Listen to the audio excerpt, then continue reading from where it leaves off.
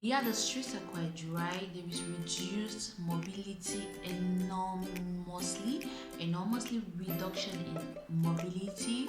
Um, I just got an information from somebody who went to the central town here in Toulon because I haven't gotten the opportunity to go out because of the reduced mobility. So yeah, the streets are quite dry. If I get any footage, I might upload it to this channel later in the day or tomorrow. But if not, but you should just know there is reduced mobility because the president um, rightly said you should go out just when you have something important to do.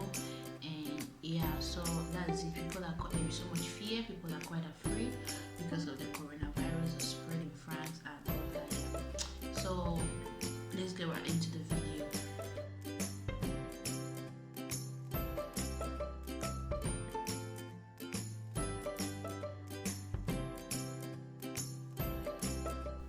Hello viewers, how are you doing today? I hope you're doing good. I hope this video makes you well. Yeah, as you can see, almost have seen from the title, today we'll be talking about an update or we'll be giving an update to the coronavirus in France, what's happening and what we are up to and what has been up with the coronavirus in France. It's a sad situation, but yeah, it's a reality we are living with, and I thought to update you with what is happening. Yesterday, the president of France, President Emmanuel Macron, he decided to give a total shutdown on schools in France from every level from the nursery, primary, and up to the university level, and not only schools but also creche, that's a daycare for the younger children, has also been suspended till further notice, as he said in France, nouvelle ordre. I think the best translation can be further notice, because if we want to give word to word, it's like nouvelle ordre, it's like new order, but I think further notice is more appropriate. And that means when he's going to give the new order, that's when schools are going to be reopened. But as for now, we have a total shutdown of schools in France. It's a sad situation, but yeah, that's the reality. And also, that it does just end. So the effect of the schools being shut down is what the parents are going to, who have younger children who cannot be left alone at home, who were working, because these children could go to school and it could liberate them to go and work and earn some money for their families, for their food, the upkeep, the rents, and all that, will no longer be able to do so because the creche, the schools are all shut down. So the only hope for these parents are to stay at home and take care of their children. But the president was so kind and he decided to make a provision, financial provision, for those parents who decided to stay down and stay at home and take care of their children, which is a very good thing. And what was this provision? He said those who are going to stay at home to take care of their children will be paid their unemployment pay by the social security, which I think unemployment pay is normally 63% of your 66%, if I'm not mistaken, of your salary. But despite the fact they are going to lose 34% of their salary, but they are still going to have something 66% of whatever you were receiving as salary while working full time. You stay at home to take care of your child, but you still have 66% of your salary being paid to you. Yeah, but and to the employer and those who can work from with the internet online, those who can work online at home, um, those who can work from home should continue working from home, while those who cannot work from home are the ones who are entitled to this 66% of salary. All this is to protect the children, because as the president said, Emmanuel Macron, as he said, the children from scientific from results from this what the he spoke with the scientists, and their response to him was children and older people are the weaker people, that this virus can easily affect them to death than the middle class generation, the middle class demographic range. So he decided to protect these children. As we all know, prevention is better than cure.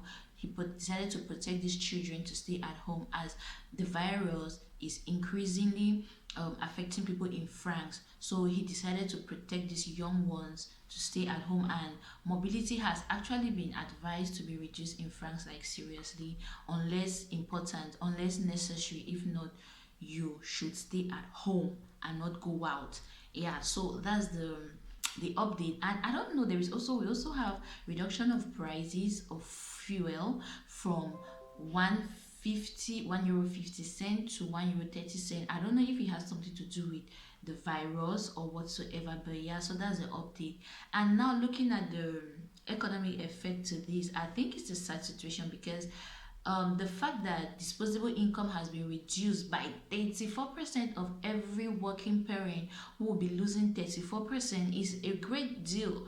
Disposable income has reduced, so business owners also are really going to be affected because the amount of money available for spending has reduced, and hence revenue of also those business owners will also tremendously be affected. So it's a call of concern for everybody, and also definitely the suppliers for those business owners will definitely also experience a drop in their revenue, a drop in their sales because of all this that has happened. As you can see, the economical effect as it's been linked and all that. So yeah, it's a call of concern to us. We might have seen from the economic part and all that, but I had decided to look at this like a reawakening and an eye opener, not just the financial aspect, not just that, but I thought about it. I said, come to think of it, when, for example, a business expert was coming out with his research, with his project and all that, yeah, he must have taken advantage of natural disasters and unforeseen circumstances and all that. But no matter how good your business planning are, no matter how perfect your skills are in planning, things like this do happen that are beyond our control. You cannot imagine that it is going to come because of certain disease or all that. Your business is going to be shut down, or your business is going to experience bad days and all that. Yeah, so it was just an eye opener to me that life, we should take life a day at a time, and we should be able to enjoy each day of our life, because we don't own it. We don't own the life. We are just a custodian. Yeah, that said and done, my concern is not just about the economic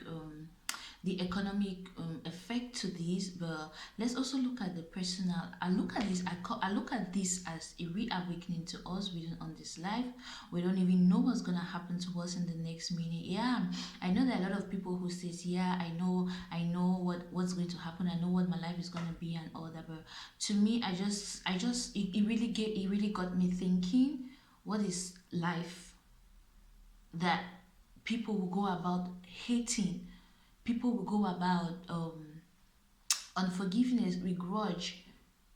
You don't even know what holds you tomorrow. You can be having a very lucrative business going on for you today, and just a disease like this, like the coronavirus, come, and everything with just a twinkle of an eye can get you down, and you can lose so much that you couldn't even imagine.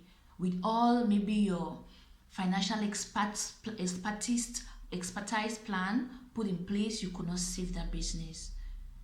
So I'm just like, we should appreciate every gift we have, every value. Every day you wake up from your bed, you should give it so much appreciation.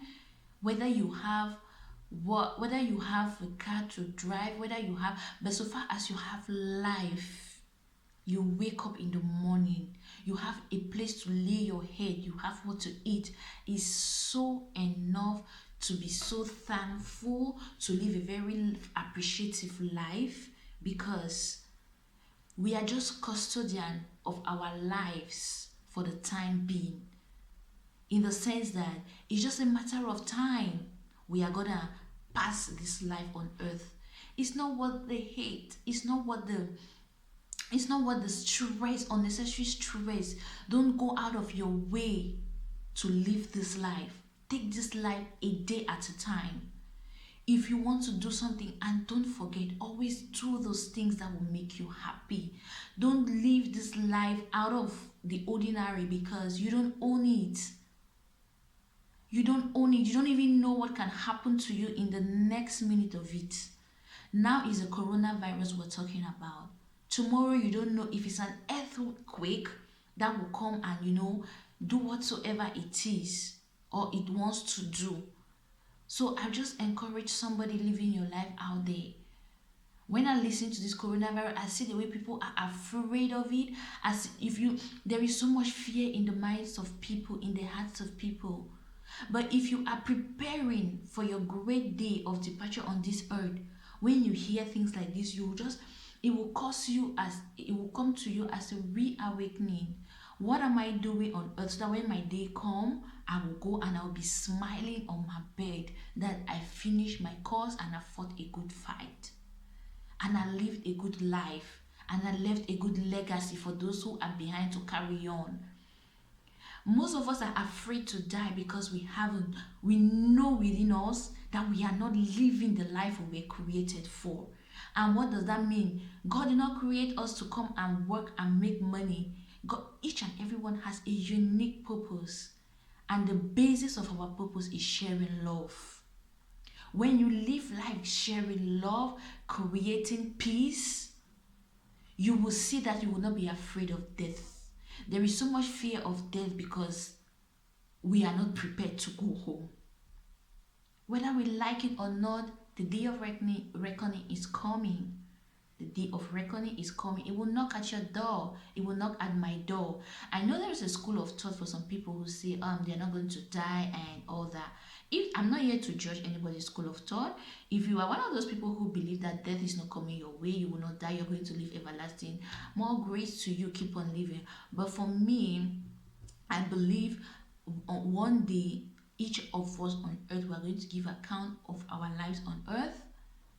And so in doing that, we should be preparing how we are going to give account on that day, and we should live every maximum day of our life. We should live every day of our life to the maximum.